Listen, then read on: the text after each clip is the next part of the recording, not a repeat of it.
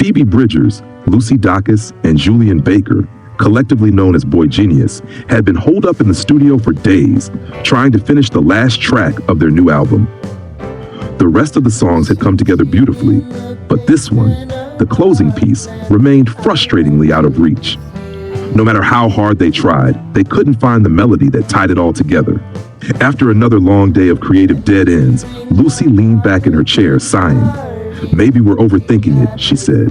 "What if we just step away for a bit?" Julien nodded. "A break might be exactly what we need." Phoebe, always the adventurer, grinned. "How about we go for a walk? I saw some woods nearby. Let's get out of here and clear our heads."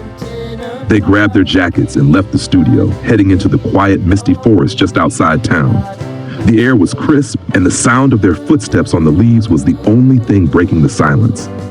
For a while, they walked in comfortable quiet, soaking in the calm of nature. As they ventured deeper into the woods, something unusual caught their attention, a faint, otherworldly melody floating through the trees. It was soft, almost like a lullaby, and seemed to come from everywhere and nowhere at once. Intrigued, the trio followed the sound, their curiosity piqued. The melody led them to a small clearing, where they found an old, weathered piano sitting in the middle of the grass, its keys dusty but intact. There was no explanation for how it had gotten there, but somehow it felt like the music had called them to this spot. Without speaking, they each took their place by the piano. Julien started by lightly playing a few notes, while Phoebe strummed a chord progression on her guitar.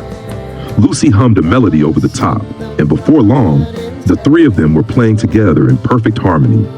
The frustration from earlier was gone, replaced by the simple joy of making music together.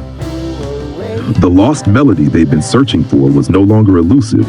It was here, waiting for them in the woods, born from their shared creativity and connection.